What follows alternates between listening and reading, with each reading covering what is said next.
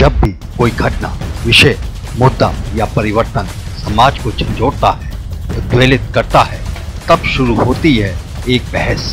पक्ष विपक्ष में चलते हैं तर्क, जन्म लेते हैं विचार। चर्चा, बहस, तर्क वितर्क से लेकर विचार बनने तक का सफरनामा है मून न्यूज का कार्यक्रम नजरिया। समसामयिक विषयों पर सीधी बात, नजरिया। स्थानीय मुद्दों पर आपकी आवाज, नजरिया। नमस्कार, नजरिया कार्यक्रम में आप सबका स्वागत है। आज हम चर्चा करने जा रहे हैं रामचरितमानस पे राजनीति। कोई भी राजनेता जब बोलता है, कुछ कहता है, तो उसके कुछ ना कुछ निहितार्थ होते हैं, उसका लक्ष्य होता है, वो कहीं ना कहीं संधान कर रहा होता है किसी न किसी वोट बैंक पे। समाजवादी पार्टी के वरिष्ठ नेता स्वामी प्रसाद मौर्य का लक्ष्य क्या था, उनका निशाना कहाँ है, उस सब पे चर्चा करेंगे अपने कार्यक्रम नजरिया में। और इसमें हमारे साथ हमारे सहभागी हैं मेरे दाईं ओर कांग्रेस के वरिष्ठ नेता विनोद बंसल साहब, भारतीय जनता पार्टी के युवा नेता, वरिष्ठ नेता यादवेंद्र शर्मा साहब, और बाईं ओर हैं राष्ट्रीय लोकदल के राष्ट्रीय प्रवक्ता पवन आगरी साहब और समाजवादी पार्टी के वरिष्ठ नेता धर्मेंद्र यादव साहब। और हमेशा की तरह बहस को आगे बढ़ा मेरे सहयोगी राहुल पाली। तो सबसे पहले विनोद जी, आपसे जानना चाहेंगे क्यों बोल ऐसे आए। रामचरित बहुत 1631 का है, उसके बाद पहली बार किसी राजनेता ने उस पर टिप्पणी की, उनकी दो लाइनों चौपाइयों पर। तो विनोद जी, क्या वजह रही? देखिए, राजनीति की बात तो अलग है, और जहाँ तक मेरे से समझिए तो ये जो भी उनकी लाइन हो, लेकिन जो देश का वातावरण, प्रदेश का वातावरण बनाया गया है, उसके अंदर इस बात का निहित होना चाहिए, होता है। जैसे हर बात पर घूम फिर के आप जाते हैं कि राम भक्त, राम की पूजा सब लोग करते हैं, सब उनका आदर करते हैं, तो कौन सी एक चीज हो जिसके ऊपर ये कहा जाए कि केवल ये बीजेपी का कॉपीराइट है। हालांकि हम इसका समर्थन नहीं करते, लेकिन एक बात जरूर कहते हैं कि सब राम भक्त है, मैं भी हूँ, पूजा करता हूँ। ये जरूरी नहीं है कि बाहर सड़क पे आके नारे लगा के कहूँ।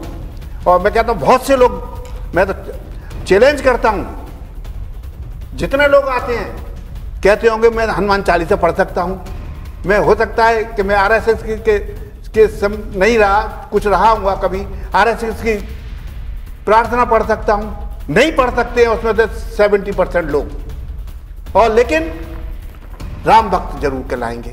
अरे राम के शासन में एक बात बड़ी साफ थी कि सुशासन कहलाता था। आज मैं आगरे की बात करूं, मैं ज्यादा प्रदेश की बात तो नहीं कर सकता। आगरे को देखता हूं, नगर निगम में कितना भ्रष्टाचार है। क्या ये राम सुशासन है? ये राम जी के देश का शासन है? भगवान राम का के भक्तों का शासन है? कौन सी सड़क ऐसी बची है? आज मैं आप एक सड़क नेहरू एनक्लेव की बताता हूं। अभी 1 महीने पहले जैन सम्मेलन हुआ था हमारे यहाँ श्री राम आश्रम में, और उसकी सड़क बनी है, और आप अवलोकन कर लीजिए कि कैसा भ्रष्टाचार है। आगरा की क्या स्थिति है? रामचरितमानस पे बहस है कि भ्रष्टाचार पे बहस है? एक मैं विनोद जी, हम थोड़ा भटक रहे हैं। मैं चलिए मैं उसी बात पे आ रहा हूँ। विनोद जी, मेरा मकसद ये मैं फिर आपके पास वापस आएंगे। अच्छा, पवन आगरी जी, आप राष्ट्रीय प्रवक्ता भी हैं रालोद के, और क्योंकि आप लिटरेचर से जुड़े हुए प्रख्यात राष्ट्रीय अंतर्राष्ट्रीय कवि भी हैं। ढोल पशु शूद्र और नारी सकल ताड़ना के हैं अधिकारी, ये वो जो दोहा है जिसको लेके ये बवाल मचा हुआ है, और भाजपा और सभी दल अपने अपने इस पे विचार व्यक्त कर रहे हैं। तो ऐसी क्या वजह आप पड़ी? जैसे राजीव ने कहा कि 1631 की ये रामचरितमानस, और आज उस पर हम लोग यहाँ पर व्याख्या करने के लिए बैठे हुए, क्या जरूरत आ पड़ी? बिल्कुल राहुल जी, इसमें कोई शक नहीं कि ये वोट बैंक की राजनीति है, और इसका जो प्रादुर्भाव है, यदि आप देखेंगे तो इसको भाजपा ने ही शुरू किया है, चाहे वो धर्म के नाम पर हो। इसमें मैं आपको बता दूं, यही स्वामी प्रसाद मौर्य जब भाजपा के अंदर थे, तब उन्होंने राम के ऊपर तमाम अनर्गल टिप्पणियां की थी, लेकिन उनके द्वारा कोई विरोध नहीं किया गया था। आज वो कर रहे हैं, हम उनकी किसी भी जो भाषा है उसका हम पूरी तरह से विरोध करते हैं। हम उनके किसी भी, ये उनकी व्यक्तिगत, क्योंकि मैं सहयोगी संगठन का जो हमारे राष्ट्रीय लोकदल है वो समाजवादी पार्टी के साथ है गठबंधन, तो लेकिन मैं उसका समर्थन नहीं करता उनकी किसी भी विचारधारा का। और लेकिन मैं चाहता हूं कि जो संजय निषाद जी हैं भाजपा के, उनके द्वारा भी अनर्गल टिप्पणी की गई है कि राम कैसे पैदा हुए, और उन्होंने कहा कि अरे वो खीर खा के इस तरह से कोई पैदा होता है, तो उस पर भाजपा क्यों नहीं बोलती है, पहली बात। दूसरी बात जो बहुत विशेष बात है कि जब स्वामी प्रसाद मौर्य जी की पुत्री जो भाजपा की सांसद है, उनसे क्यों नहीं स्टेटमेंट उनके द्वारा दिलवाया जा रहा है। तो कहीं ना कहीं मुझे लगता है जी, अपने पिता के विरुद्ध कुछ नहीं बोल, इस पे कमेंट नहीं करूंगी और मैं रहूंगी लेकिन भाजपा के साथ, ये उन्होंने कहा है। भाजपा के साथ है, ठीक है। तो मुझे ये लगता है कि ये सारी जो चीजें हैं, ये जितना भी अनर्गल प्रलाप है, इसमें कहीं ना कहीं हम जो टीवी चैनल वाले हैं वो भी पूरी तरह से सहभागी हैं। क्यों नहीं चर्चा करते? अरे यदि किसी ने कोई स्टेटमेंट दिया, आप उसे इग्नोर करना शुरू कर दीजिए, उस पर बहस करना बंद कर दीजिए। मुझे नहीं लगता कि उससे, क्योंकि प्रॉब्लम यह है कि यहाँ पर न तो कोई विकास के मुद्दे पर कोई बात करना चाहता है, और शायद सरकार की भी यही पॉलिसी है कि इस तरह के मुद्दों में उलझाए रहें तो लोग बेरोजगारी की बात न करें, आज अर्थव्यवस्था की जो ऐसी तैसी हो रही है उसके ऊपर बात न करें, अडानी के ऊपर बात न करें। तो ये सारी चीज़ों को इसी धार्मिक मुद्दों में उलझाकर चीज़ों को कहीं ना कहीं खंडित किया जा रहा है, और मुझे लगता है यही उनका मकसद है, चाहे वो भाजपा का हो चाहे अन्य दलों का हो। तो कहीं ना कहीं अपने ही जाल में फंस गए आप विरोधी, क्योंकि भाजपा तो ये चाहती ही थी कि इस प्रकार की बातें हों, जैसे आपने कहा कि वो भटकाना चाहते हैं, लेकिन भटकाने की शुरुआत तो स्वामी प्रसाद मौर्य जी ने करी है। नहीं, अब देखिए मैं राजीव जी की बात का पूरी तरह से समर्थन करता हूं कि किसी न किसी राजनेता का नेतार्थ होता है किसी भी बयान के लिए, तो हो सकता। बिल्कुल धर्मेंद्र जी, क्या हम ये माने कि जो समाजवादी पार्टी का लक्ष्य ये था कि पिछड़े वर्ग के साथ अनुसूचित जाति जो बसपा का वोट बैंक है उसको साधा जाए, और उसी लिए जो बसपा बैकग्राउंड के नेता रहे और फिर वो भाजपा में भी रहे, उनके द्वारा ये उक्त बात कहलवाई गई?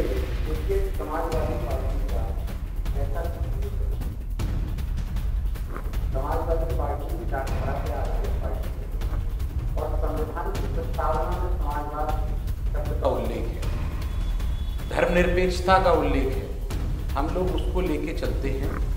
बात यह है कि स्वामी प्रसाद मौर्य जी ने एक साहित्यिक ग्रंथ पे, धर्म ग्रंथ पे नहीं, साहित्यिक ग्रंथ पे की कुछ अंशों पे जो टिप्पणी की है, अगर उनको लेके उनकी वेदना है तो ये उनका व्यक्तिगत मत है। हमारे राष्ट्रीय कुछ समय चुप्पी रहने के बाद वो हम भी साथ हैं, हम भी साथ हैं। बात यह है कि ये उत्पन्न किस समय हुआ और इसकी क्या आवश्यकता थी। ये बिहार से बात चली, बिहार से चल के उत्तर प्रदेश पे आ गई। धर्म की आड़ में राजनीति कौन करता है, धर्म की आड़ में अपने कारनामों को कौन छुपाता है, ये मुझे इस पे चर्चा करने की कोई आवश्यकता नहीं है, आप सब जानते हैं। अब बात ये आती है कि किसी अगर साहित्य में कुछ अंशों पर आपत्ति है तो उस अंशों पर टिप्पणी कर लीजिए, क्या आवश्यकता है साहब। मैं आपसे पूछ रहा हूं कि नारी को, ढोल को, गंवार को, पशु को एक साथ वर्गीकृत करने की ऐसी क्या जरूरत पड़ेगी इन 4-5 लोगों को? नहीं जी, ये भी व्याख्या का एक यहाँ पे व्यवस्था है, क्योंकि इन शब्दों के क्या नेतार्थ थे या क्या अर्थ उस समय थे और आज क्या अर्थ है, उनमें बहुत ज़्यादा फर्क है। भाजपा का मत जान लेते हैं राजीव। बिल्कुल, यादवेंद्र जी आप क्या कहेंगे? मैं तो ये कहूँगा कि टीआरपी बढ़ाने के लिए 1989 से जैसे ही कांग्रेस का उत्तर प्रदेश में पतन शुरू हुआ है, तब से कांग्रेस ने कुछ जातिगत नेताओं पर दाव लगाकर उनकी पार्टियां बनाने का काम किया है। चाहे वो एक समय सोनेलाल पटेल जी पे दाव लगाया हो, उसी से उगे हुए स्वामी प्रसाद मौर्य हैं, उसी से उगे हुए तो ये तो आपकी पार्टी में ही थे, काशीराम जी हैं, उससे पहले वो बहुजन समाज पार्टी में भी रह के आए, उससे पहले कांग्रेस में भी रह के आए, उससे पहले वो सोनेलाल पटेल जी के साथ भी रहे। जब तक आपके साथ थे तब तक अच्छे थे। भारतीय जनता पार्टी में अब जैसे कि समाजवादी पार्टी के प्रवक्ता कह रहे हैं कि क्या जरूरत थी ढोल गमार शूद्र पशुनारी की उसमें लिखने की, क्या भारतीय जनता पार्टी के कार्यकर्ता थे तुलसीदास जी? साहित्य में लिखा है, ग्रंथ में लिखा है उस समय की क्या परिस्थितियां थी और उसका क्या मतलब है उस पर अध्ययन करना चाहिए। आज विपक्ष के पास कोई भी जनहित का मुद्दा उठाने की बात वो है नहीं। भारतीय जनता पार्टी की मोदी जी के नेतृत्व में सरकार अमृतकाल का बजट, उस पर राष्ट्रपति जी के अभिभाषण पर बहस होनी थी, उस पर राष्ट्रपति जी के बजट के सत्र पर बजट में राष्ट्रपति जी के अभिभाषण में हर दूसरी लाइन भारत के नवीन भारत के विकास की बात की गई है, हर दूसरी बात भारत के उत्थान की गई है। उस पर विपक्ष को कोई चर्चा का विषय नहीं है, इसलिए एक फर्जी रिपोर्ट को लेकर अड़ानी हो रहा है। संसद में खुलेआम भारतीय जनता पार्टी के नेतृत्व द्वारा साक्ष्य मांगे गए, आज तक किसी पर साक्ष्य नहीं है। भारतीय जनता पार्टी सबका साथ, सबका विकास, सबके विश्वास के साथ चल रही है। यादव जी बीच में टोकूंगा आपको। कोई भी साहित्य हो या कोई भी ग्रंथ हो, तो वो जिस समय लिखा जाता है तो ये माना जाता है कि उस समय उस जो समाज की स्थिति रही हो, परिस्थितियां रही हो, उस काल की जो विशेषताएं रही हो, उसका समावेश रहता है उस साहित्य में। तो अगर तुलसीदास जी, जो जिनका नाम राम भोला दुबे था, उन्होंने ये रचना की हो, उसमें ये दो छुपाई लिखी, तो हो सकता है उस समय समाज में ये स्थिति रही हो इस वर्ग की। देखिए राजीव, ताड़ना का उसके अर्थ भी बहुत सारे, मतलब जरूर जिसमें आज हम लोग उसको डिफाइन कर रहे हैं ताड़ना को, वो जरूरी नहीं है उस समय वो ताड़ना को उसी उसको नजरिए वही प्रश्न उठता है कि व्याख्या अलग-अलग तरीके से व्याख्या होती है। वो क्या है, धीरे धीरे जैसे आदमी संपन्न होता जाता है, उसकी भाषा संपन्न होता नहीं जा रहा है। एक्चुअल क्या है, विपक्ष की भाषा ही बदल गई, उसका कोई मुद्दा ही नहीं बचा है।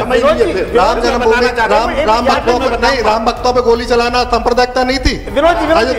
अयोध्या में राम भक्तों पे गोली चलाना सांप्रदायिकता नहीं थी, वो धर्म की बात नहीं थी। आजम खान द्वारा भारत माता को डायन कहना क्या अमर आदित्य बयान नहीं था।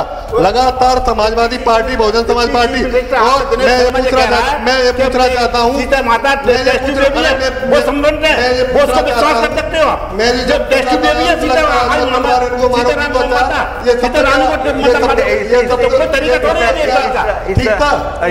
भारतीय जनता पार्टी ने उठाया, परंतु लगातार सांप्रदायिकता भारतीय जनता पार्टी कुछ की बात उठा दे। हम हिंदू हैं, हम गर्व से कहते हैं हम हिंदू हैं, हमें कोई सांप्रदायिक है, हम वंदे मातरम गाएंगे, हमें कोई भी सांप्रदायिक है, हम भारत माता की जय बोलेंगे, हमें कोई भी सांप्रदायिक है। और ढोल गमार शूद्र पर सुनारी, ये सकल ताड़ना के अधिकारी। ताड़ना का अर्थ है शिक्षा, ताड़ना का अर्थ है उनकी निगरानी करना, ताड़ना का अर्थ है उनका विकास करना। पहले पढ़ ले और उसके बाद जनता में बात कर ले। स्वामी प्रसाद मौर्य चुनाव हार चुके हैं, अपनी राजनीतिक जमीन खो चुके हैं। अखिलेश यादव जी के नेतृत्व में उनके नंबर बढ़ाने के लिए उन्होंने ये छोटी मानसिकता का सोच उजागर की है। चलिए यादव जी, आपकी बात मान लेते हैं। एक मिनट आपके पास आता हूँ।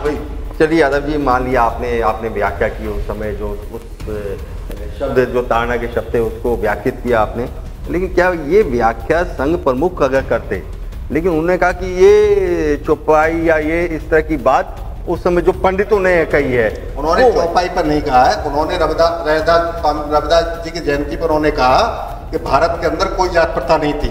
रैदास भी संत हुए, वाल्मीकि जी भी संत हुए, और ये जो पोंगा पंडित हैं जो हर एक समाज में उनके पैदा हो गए हैं, उन्होंने इस जातिवाद को फैलाया है।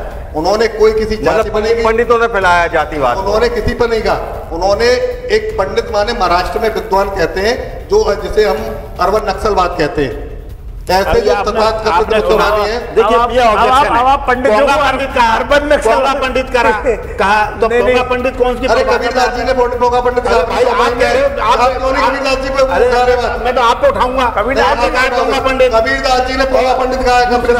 चलिए धर्मेंद्र जी से भाई एक बात और बात क्या, मैं बड़ा खुश हूँ इनकी बात से सहमत हूँ। स्वामी प्रसाद मौर्य बहुत गलत आदमी है, पहले बीजेपी में थे, अब सपा में आ गए, गलत। मैं आपसे ये पूछना चाहता हूँ, आगरे के अंदर कितने दल बदलू बीजेपी के अंदर है? आज वो अच्छे हैं और कल पार्टी में छोड़ के जाएंगे तो खराब हो गए क्या?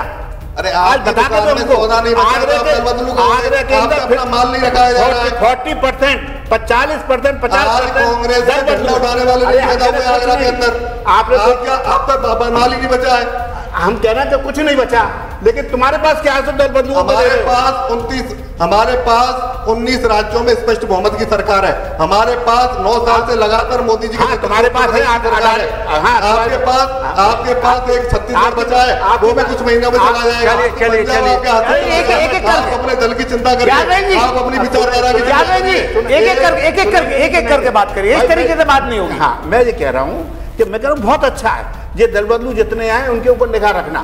दूसरा ये है, आप कह रहे हैं हमारे पास सब कुछ है, हाँ अडानी है, अंबानी है, तो तुम्हारे पास बाकी सब कुछ है और अभी पूरे देश को खरीद सकते हो, इसमें कोई दो राय नहीं है।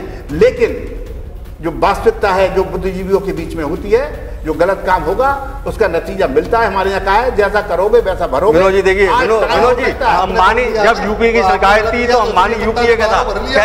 धर्मेंद्र जी के पास है, धर्मेंद्र जी अभी संघ प्रमुख ने कहा कि ये जो जाति व्यवस्था है ये सब पंडितों की बनाई हुई है, फिर बाद में उसको भी अलग अलग उसकी व्याख्या हुई, जैसा पंडितों की व्याख्या की। अभी आप क्या कहते हैं, क्या वजह रही होगी कि उन्हें तुरंत इस पर अपना?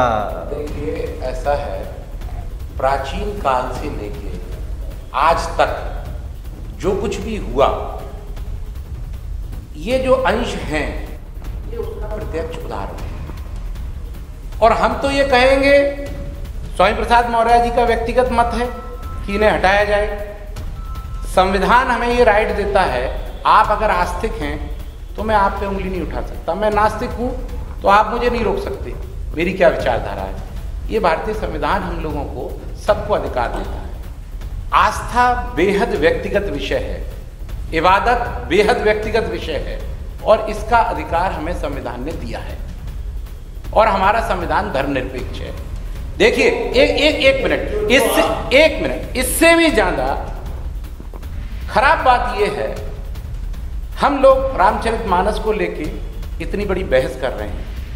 जिस धर्मनिरपेक्ष संविधान की शपथ लेकर संवैधानिक कुर्सी पर लोग बैठते हैं, वो एक धर्म विशेष का राष्ट्र घोषित करने की धमकी देते हैं, बनाने की बात कहते हैं, ये संविधान के विपरीत नहीं है। इनके खिलाफ कार्रवाई कब होगी? और मैं एक बात ये कहता हूं कि पूरे रामचरितमानस को लेके उन्होंने कभी कुछ नहीं कहा। उन्होंने अगर कुछ अंशों पे आपत्ति लगाई तो जो जीभ काटने की, जो सर तन से जुदा जैसे तालिबानी फरमान जारी कर रहे हैं, वो कहां गया? एक देश एक संविधान एक विधान, कहां गया वो? क्यों नहीं इनके खिलाफ कार्रवाई हो रही है? इस संविधान से खिलवाड़ नहीं चलेगा। एक तरफ अभी भाजपा के प्रवक्ता ने कहा कि कार सेवकों पे गोली चलवाई। जब आप न्यायालय में जाते हैं तो शपथ पत्र देते हैं कि वो कार्य सेवक नहीं अराजक तत्व थे और बरी हो जाते हैं।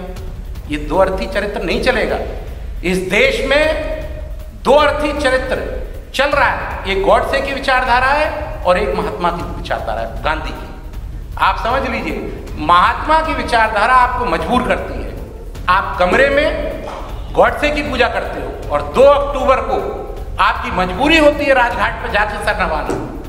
चलिए आपको विदेशों में जाते हैं, जब आप महात्मा गांधी का कद देखते हैं और वहां लोग कहते हैं गांधी के देश से आए हैं, तो आप कहते हैं हाँ मैं महात्मा गांधी के देश से आया हूं, और यहाँ आके आपको गॉडसे की पूजा करनी पड़ती है। अगर आप में हिम्मत थी तो गोली मारी होती किसी अंग्रेज अफसर के सीने पर। मतलब आपका ये कहना है दोहरा चरित्र अपना रही है, दोहरा चरित्र और दूसरी बात धर्मेंद्र जी, धर्मेंद्र जी आप ही की बात को मैं आगे बढ़ाता हूं, क्योंकि आपने कहा कि इस तरह से गोलियां चलवाई, ये करा, और तमाम उनके बारे में आदरणीय मुलायम सिंह जी हम लोगों के बीच में नहीं है, उनके बारे में तमाम चीजें कही गई। लेकिन जब उन्होंने कह दिया कि मोदी जी प्रधानमंत्री बनना चाहते हैं तो आपकी पार्टी ने उनके कसीदे काढ़े, अभी उनको पद्म भूषण भी आपने दिया है। तो कहीं ना कहीं आप ये दोहरे चरित्र की बात मैं कहता हूं कि धर्मेंद्र जी ने की है, बिल्कुल सही बात है। तो नेताजी गुंडा थे, आप नहीं, मैंने ये नहीं कहा, आप कहते थे, आपके दोहरे चरित्र की बात कर रहा हूं, आपके दोहरे चरित्र की बात कर रहा हूं। वो हमारे लिए विचारधारा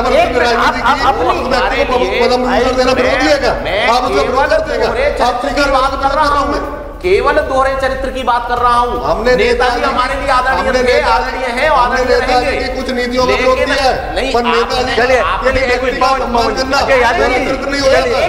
किसी व्यक्ति का सम्मान करना दोहरा चरित्र नहीं हो जाता।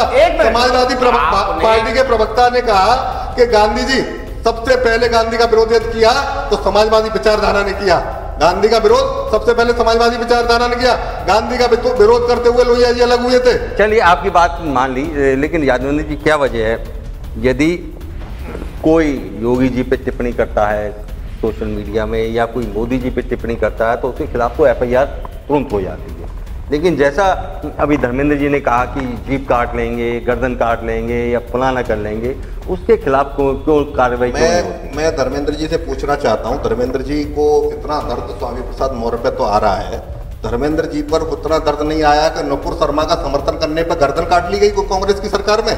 उन युवाओं के बारे में क्यों नहीं धर्मेंद्र जी बोले? उन युवाओं के बारे में क्यों नहीं अखिलेश जी बोले? उन युवाओं के बारे में क्यों नहीं स्वामी प्रसाद मौर्य बोले? उन युवाओं के बारे में क्यों जयंत चौधरी जी नहीं बोले? क्या देश में हादसे हो रहा है?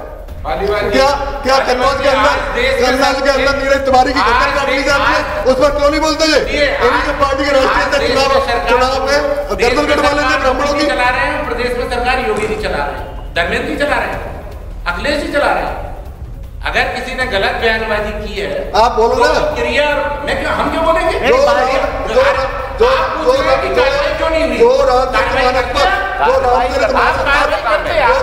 मैं टीवी के इस नजरिया के माध्यम से कह रहा हूँ, जो रामचरितमानस पर अभद्र टिप्पणी करेगा उसके खिलाफ कुछ भी किया जाएगा। हम खुले मन से कहते हैं, हम राम के वंशज हैं और हम राम के लिए जान भी दे देंगे। लेकिन राम पे थोड़ा बात कही है उन्होंने तो छुपाई में बात। और तुलसीदास जी ने रामचरितमानस लिखा, हनुमान चालीसा लिखा, बंद कमरे में स्वामी प्रसाद मौर्य भी पढ़ रहे हैं, बंद कमरे में अखिलेश यादव भी पढ़ रहे हैं। यदि रामचरितमानस का मैं इतनी बुरी लग रही है तो क्यों मैनपुरी में चुनाव जीतने के बाद क्या नाम है बिहारी जी के दर्शन करने आते, सांप्रदायिक बने, सत्यदेव जयते संविधान में लिखा हुआ है उसका भी विरोध करके दिखाएं, और लोकसभा अध्यक्ष की कुर्सी के पीछे लिखा है सत्यमेव जयते, उसका भी विरोध करें। धर्मनिरपेक्षता का अर्थ धर्मेंद्र जी पढ़ लीजिए दोबारा, धर्मनिरपेक्षता क्या है? पालीवाल जी, मैंने सबसे पहले कहा आस्था बेहद व्यक्तिगत विषय है, मैं किसे मानूं किसे नहीं मानूं ये मेरा अधिकार है, संविधान ने सबको अधिकार दिया है। अखिलेश जी बिहारी जी के यहाँ जाते हैं तो इनको दर्द होता है। अखिलेश जी अगर जाते हैं तो वह काले झंडे दिखाए जाते हैं। जब अखिलेश जी हवन करने जाते हैं, क्यों दिखाते हो आपने? जब अखिलेश जी 5 कालिदास मार्ग छोड़ते हैं तो गंगा जल से धुलवाते हो।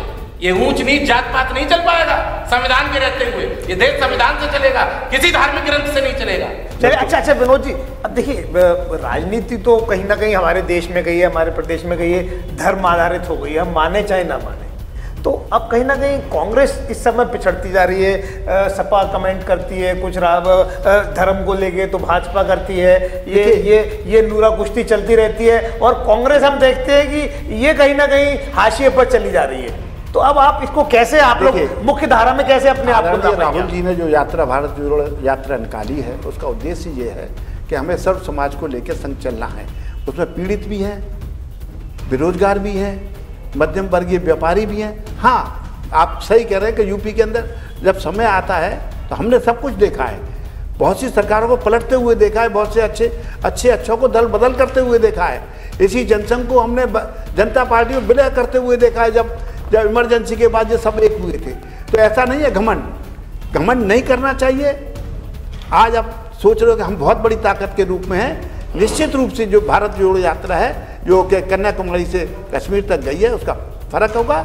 हाँ, घमंड का आदमी जो भाई रावण को भी बहुत अच्छा घमंड था, उन्हें कि कुंभकर्ण जैसे मेरे पास है, उठाने में उसको महीने 2 महीने लग गए, वो तो सबको मार देगा।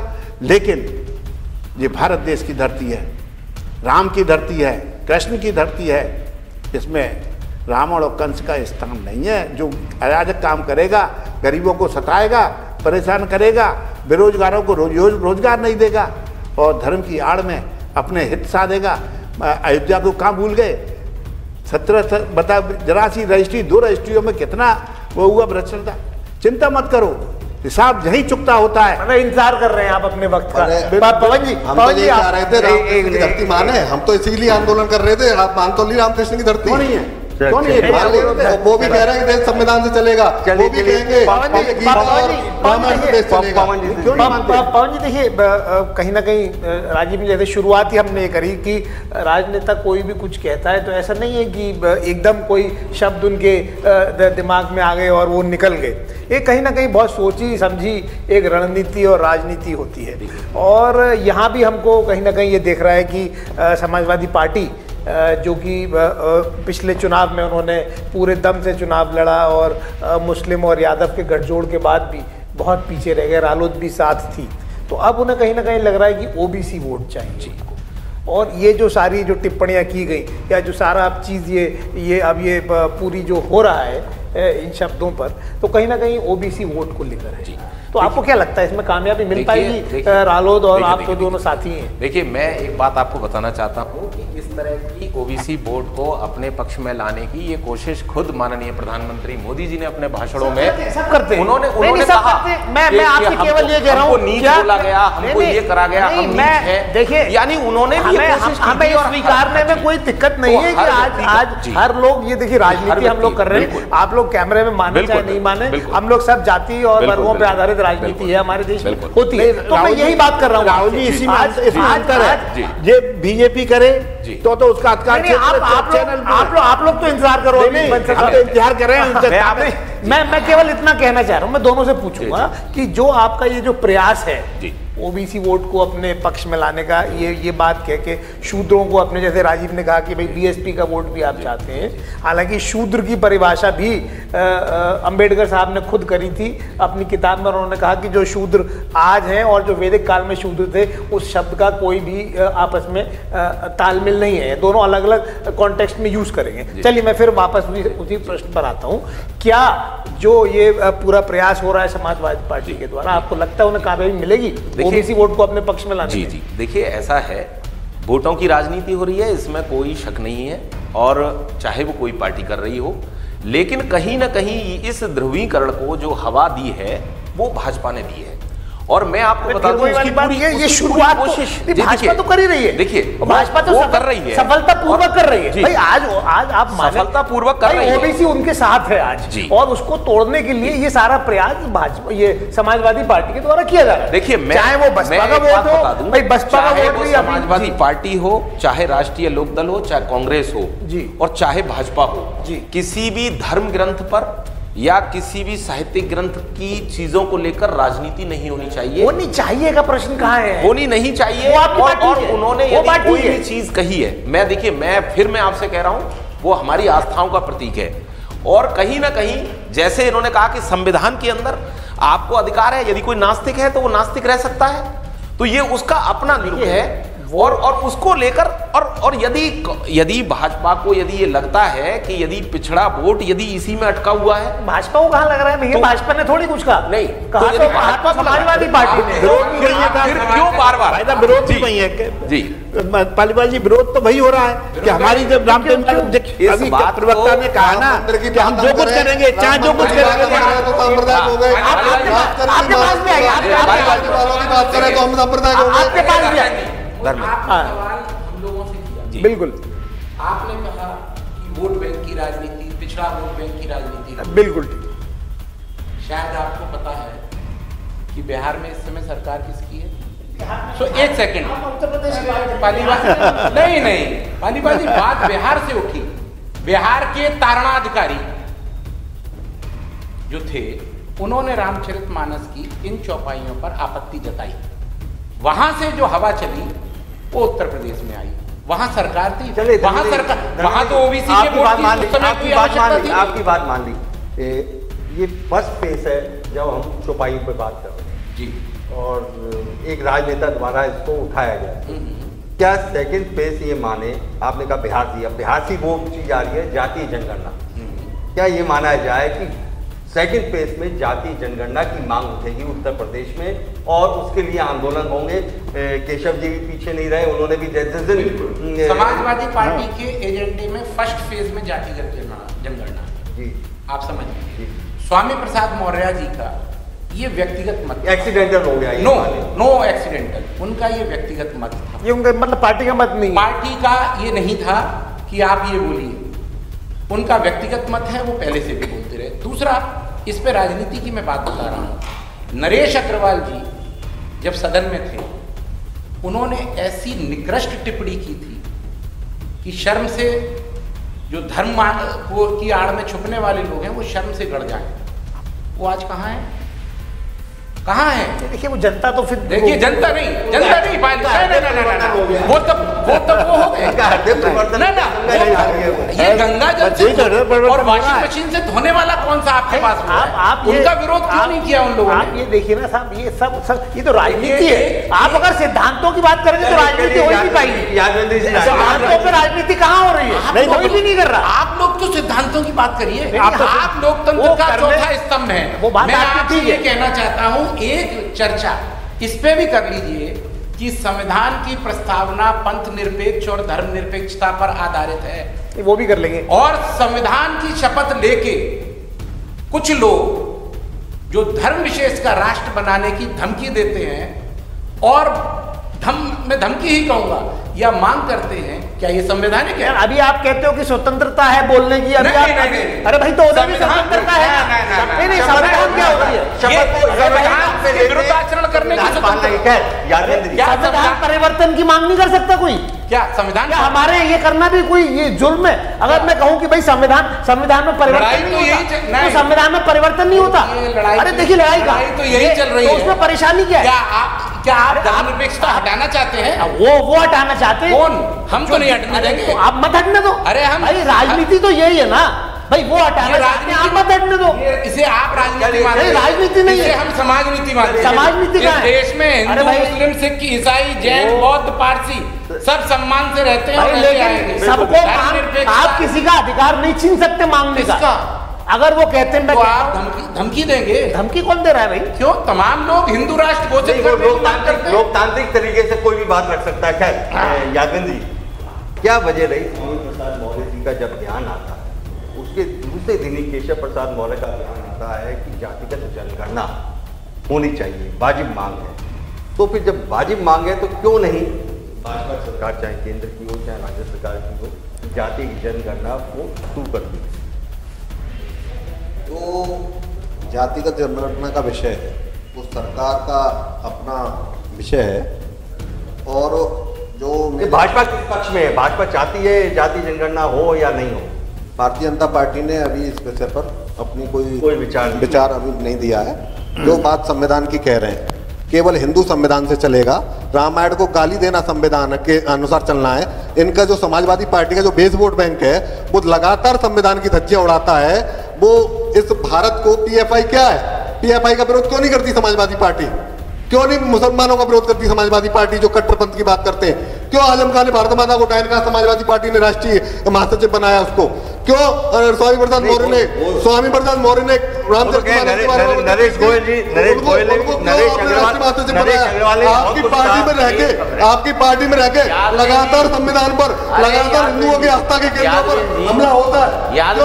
क्यों? एक बात कहना चाहता हूँ 6 दिसंबर 1992 को उन्होंने कहा था कि हमने 6 दिसंबर 1992 को बाबरी ढांचा ढाया गया था। 6 दिसंबर 1992 को शाम को कांग्रेस के तत्कालीन प्रधानमंत्री ने कहा कि हम बाबरी मस्जिद पुनः बनाएंगे। आज तक क्यों उसको वादे को पूरा नहीं करते? समाजवादी पार्टी के सरकार में आएगी समाजवादी पार्टी के तत्कालीन मुखिया स्वर्गीय मुलायम सिंह यादव ने कहा कि हम बाबरी मस्जिद बनाएंगे, क्यों वादा पूरा नहीं करती? और बहुजन समाज पार्टी के मुखिया काशीराम जी ने कहा था कि हम टॉयलेट बनवाएंगे, क्यों वादा नहीं करते? हमने डंके की चोट में कहा राम मंदिर बनना चाहिए, राम मंदिर बना रहे और राम मंदिर का उद्घाटन बनाया गया। और राम मंदिर तुम बना रहे हो क्या? भारतीय जनता पार्टी के राम मंदिर किन क्यों कहने बनना है? भारतीय जनता पार्टी के एजेंडे पर आज जो लोग कहते थे कि ये धर्मनिरपेक्षता की धरती है, वो लोग कह रहे हैं कि रामायण राम और भारत को तोड़ने वाले, जो भारत को तोड़ने वाले जिनके नेतृत्व में 2/3 कश्मीर किया, वो आज भारत जोड़ने की बात कर रहे हैं। वो भी अपनी बात रखेंगे। पहले तो आप यादव जी, देखिए यादव जी ऐसे बोलेंगे तो आपकी आवाज किसी को समझ नहीं आएगी। खाली आपके लिए बात कर रहा हूँ, तर्कों की बात कर रहा हूँ। जो धारा 370 का विरोध करते थे, जो धारा 370 का वो विरोध करते थे, वो कह रहे हैं रामकृष्ण की धरती है। जो पाकिस्तान को दे बैठे, वो कह रहे हैं भारत जोड़ो। जो 1/3 कश्मीर चीन को दे बैठे, वो कह रहे हैं भारत जोड़ो। एक बात जो सिक्कों पे दिल्ली में गोली अत्याचार कराते हैं, वो कह रहे हैं भारत जोड़ो। हम कह रहे हैं करके आपने बहुत एक बात मैं पूछूं भाई, एक आधे मिनट की बात आधे मिनट की बात करो पवन। चलो बाहर जोड़ो पे पवन के इस और आप जो कह रहे हैं ना, एक मिनट, आप जो कह रहे हैं कि वो उसमें चला गया, वो उसमें चला गया, आप अपने नेताजी से पूछिए क्यों भारतीय जनता पार्टी के साथ गठबंधन किया, क्यों लोक दल का विलय कांग्रेस में किया, क्यों समाजवादी पार्टी के साथ गठबंधन किया, क्यों आपने बहुजन समाज पार्टी से गठबंधन किया। आप अपने नेता से कहिए कि गठबंधन छोड़ो और अपनी विचारधारा पर राजनीतिक खड़ा करो। जहाँ मौका मिलता है आप राजनीति करने चले जाते हो। आपकी बात हो नेता को समझाइए। यादवंत जी आपकी बात हो गई। अब देखिए पहले तो हमको आपके इस उद्बोधन पर आपत्ति है। आपने कहा कि जो आपका वोट बैंक है, आपने कहा जो वोट बैंक है एक विशेष वर्ग का, मैं इस बात पर मुझे पूर्णतः आपत्ति है। यदि ऐसी बात है तो आपने अपने यहाँ अल्पसंख्यक मोर्चा क्यों बना रखा है, आपने अपने यहाँ मुस्लिम नेता क्यों रखे हुए हैं, आप उनकी भी बात करते हो, कभी कहते हो 3 तलाक की बात कर रहे हैं, कभी कहते हो हमें मुस्लिमों ने वोट दिया। तो इस तरह की जो बात है वो आपको इस मंच से नहीं करनी चाहिए। हम कभी मुसलमानों का विरोध नहीं करते। अरे अभी आपका जो मुसलमान है, जो भारत को तोड़ने की बात करता है उसका हम विरोध करते हैं और हमेशा करेंगे उसका विरोध। कहा ना, आप तार्किक स्तर पर उस पर आपका जो वोट बैंक है वो भारत को तोड़ने की बात करता है, पाकिस्तान जिंदाबाद के नारे लगाता है। सुनिए, पहली बात। दूसरी बात, आपने हमारे नेता के बारे में कहा कि साहब आप एक बात बताइए, अमित शाह जी ने हमारे नेता के पास, हमारे माननीय जयंत चौधरी जी के पास क्यों बोला कि वो गलत घर में चले गए, क्यों बोला कि वो हमारे साथ आ जाएं? जयंत चौधरी जी को क्यों बोलना पड़ा कि मैं कोई चवन्नी नहीं हूं जो बदल जाऊंगा? तो आप ये समझिए, आप सुनिए, नहीं आप सुनिए। और यदि आपको इतनी आपत्ति है तो भाजपा ने उनका साथ क्यों लिया? अपनी सरकार क्यों चलाई? आप ये बताइए ना। समय की सीमा है, आपके नेता को समय की सीमा है। विनोद जी और धर्मेंद्र जी को बोलने भाई 1 मिनट में बात करना चाहूंगा कि आदरणीय कोई उप मुख्यमंत्री थे यहाँ के, जो मैंने बीच में भी कहा, उन्होंने कहा था माता सीता टेस्ट ट्यूब बेबी है जी। यदि आप इत्तेफाक रखते, मैं तो विरोध करता हूँ, अब आप इत्तेफाक रखते हैं तो अपने हाँ में बता देना। दूसरी बात, ये कहते हैं कि नहीं हमारे यहाँ सब ठीक है। ब्याह से गुजरात के नेता हैं जो शायद पहले कुछ मंत्री भी रहे थे गुजरात में बीजेपी के, और वो छोड़ के गए हैं, उनके लिए अलग अलग प्रचार करते हैं। तो मेरा कहने का मतलब ये है, आज की स्थितियों के ऐसा जो तुम्हारे पास आ गया, चोर उचक्का बेईमान, वो तो तुम्हारे लिए ठीक है, और तुम्हारे जैसे ही जाएगा चोर था ताला। ये तो सभी दलों की कहानी है, नहीं सबकी नहीं है। ये विद द डिफरेंस आप अरे रुक जाओ, हमने जो बीजेपी के सांसद देखे हैं। दुकान में इतना सौदा है तो आप दूसरे क्यों लेते हो? लोगों को टिकट क्यों देते हो? सुनिए, आपकी यदि दुकान में इतना ही जीता हुआ सौदा है तो आप बताइए आपने कितने बाहर के लोगों को बुलाकर टिकट देकर उनको करा? आपका कार्यकर्ता सड़ता रहा, आपका कार्यकर्ता विरोध करता रहा और बाहर से लोगों को बुलाकर टिकट दी। आप देख लीजिए डॉक्टर धर्मपाल सिंह जी, आप देख लीजिए भगवान सिंह जी, आप बताइए ना। चले ऐसी बात करते हैं, आपकी दुकान में सौदा नहीं है, दूसरों को बुला के बात कर रहे हैं। दल बंधुओं की पार्टी है बीजेपी, कुछ नहीं, केवल दल बंधुओं की पार्टी बीजेपी, केवल दल बदल के द्वारा ही उनके सत्ता में। कब किसको लात मारनी कोई भरोसा नहीं। आज बुलाएंगे, कल लात मारेंगे, फिर कहेंगे गाली देंगे और पुचकारेंगे। केवल आगरा से लेकर पूरे उत्तर प्रदेश में 40% विधायक दल बंधु हैं। संक्षेप में भारतीय जनता पार्टी के प्रवक्ता भाई ने अभी ये कहा कि इनकी दुकान में, मतलब कांग्रेस की दुकान में कोई सौदा नहीं है, सारा सौदा भारतीय जनता पार्टी की दुकान में आ गया। देखिए, राजनीति समाज सेवा का माध्यम है, ये व्यवसाय के रूप में राजनीति चला रहे हैं, ठीक है ना, धर्म की आड़ में राजनीति चला रहे हैं, तो ये दुकान मानते हैं राजनीति को। हम राजनीति को समाज सेवा मानते हैं, हम समतामूलक समाज की स्थापना की मांग करते हैं, हम सभी धर्मों का सम्मान करते हैं। हम जब मुसलमानों का मुस्लिम धर्म का सम्मान करते हैं, क्रिश्चियंस का सम्मान करते हैं, सिखों का सम्मान करते हैं, जैनियों का सम्मान करते हैं, तो हम अपने धर्म का तो सम्मान करें। ठीक है, हमसे ये उम्मीद, हम तो सबका। दूसरी बात, एक बात और, इनके सवालों का मैं जवाब दे दूं कि ये जो IT सेल से खेलना और शब्दों की जादूगरी, ये बहुत दिन नहीं चलने वाला। आजम खान साहब ने भारत माता को डायन किस परिप्रेक्ष्य में क्या बात लेके कहा था? ये कहा था कि अगर ये देश जो है एक मानव शरीर के रूप में, अगर आप इसके पैर अलग कर देंगे, हाथ अलग कर देंगे, तो भारत माता नहीं रह जाएंगी, डायन रह जाएंगे। वो स्वरूप एक डायन का स्वरूप हो जाएगा। अब आपने कितना ढंग से उसमें से ये बात निकाली। अच्छा, कुछ तो भारतीय जनता पार्टी के प्रवक्ता ने, जो लोगों ने नहीं कहा हमारे नेताओं ने, वो भी आपने कहा कि उन्होंने कहा, तो इनके कहने से कुछ नहीं हो जाएगा। आप एक बार अपने नेताओं के चलिए, जनता बहुत जागरूक है, समझदार है, जनता सब समझती है, समाजवाद नहीं होता है। सुनिए, हमने सब सुना है, और आप समझिए, आप अपने नेताओं को सुनिए, समझिए, और उनके जो हमारा आपके जो सबसे बड़े नेता है, सबका साथ सबका विकास। चलिए, जनता सुनेगी। किसी भी लोकतांत्रिक प्रक्रिया में राजनेता का जो लक्ष्य होता है वो वोट संधान का होता है, क्योंकि वो वोट के द्वारा ही वो सत्ता में उसे आना होता है। चूंकि इसमें लोकसभा चुनाव होने को है, समय कम होता जा रहा है, तो प्रत्येक राजनीतिक दल, प्रत्येक राजनेता का ये उद्देश्य है कि किसी न किसी तरह से वो अपने पक्ष में वोटों को लामबंद करे, समाज को लामबंद करे। तो इस तरह की उक्तियां और इस तरह के बयान अब हमें सुनने को मिलते रहेंगे कि फिर किसी नए विषय पर चर्चा होगी हमारे कार्यक्रम नजरिया में। आप लोग हमारे कार्यक्रम में आए, स्टूडियो में आए, आप लोगों का बहुत बहुत धन्यवाद, आभार। फिर मुलाकात होगी, तब तक के लिए आज्ञा दीजिए, नमस्कार।